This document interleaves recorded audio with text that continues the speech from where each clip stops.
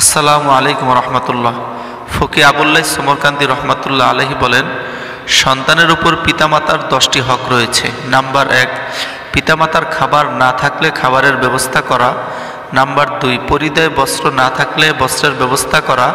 Number 3, খেদমতের প্রয়োজন পড়লে খেদমত করা। নাম্বার 4, কোনো প্রয়োজনে ডাকলে সাথে সাথে ডাকে সাড়া দিয়ে উপস্থিত হওয়া। নাম্বার 5, পাপ কাজ ছাড়া যে কোনো কাজের আদেশ দিলে সাথে সাথে তা পালন করা। নাম্বার 6, তাদের সাথে কোমল কণ্ঠে কথাবার্তা বলা, কর্কশ ও কঠিন ভাষায় কথা না বলা। নাম্বার 7, পিতামাতাকে নাম ধরে না ডাকা। নাম্বার 8, তাদের পিছনে হাঁটা। নাম্বার 9, নিজের জন্য যা পছন্দ করবে তা তাদের জন্য পছন্দ করা, আর যা নিজের জন্য অপছন্দ করবে তা তাদের জন্য অপছন্দ করা। নাম্বার 10, যখন নিজের জন্য দোয়া করবে তখন তাদের জন্য দোয়া করা। কোরআনে আল্লাহ তাআলা নূহ আলাইহিসসালাতু ওয়াসসালামের দোয়ার কথা বর্ণনা করেছেন।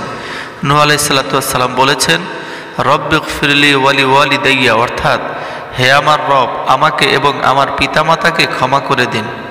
সূরা নূহ আয়াত নং 28।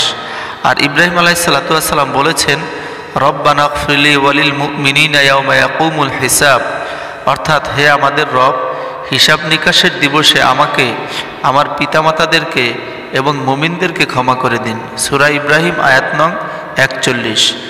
অনেক সাহাবী বর্ণনা করেন, তিনি বলেছেন, পিতামাতার জন্য দোয়া না করলে ইহকালে জীবন ও জীবিকা সংকীর্ণ হয়ে যায়। যদি নতুন ভিউয়ার্স হয়ে থাকেন তাহলে আমাদের চ্যানেলটা সাবস্ক্রাইব করে আমাদেরকে দিন প্রচার করতে সুযোগ করে দিন ইনশাআল্লাহ।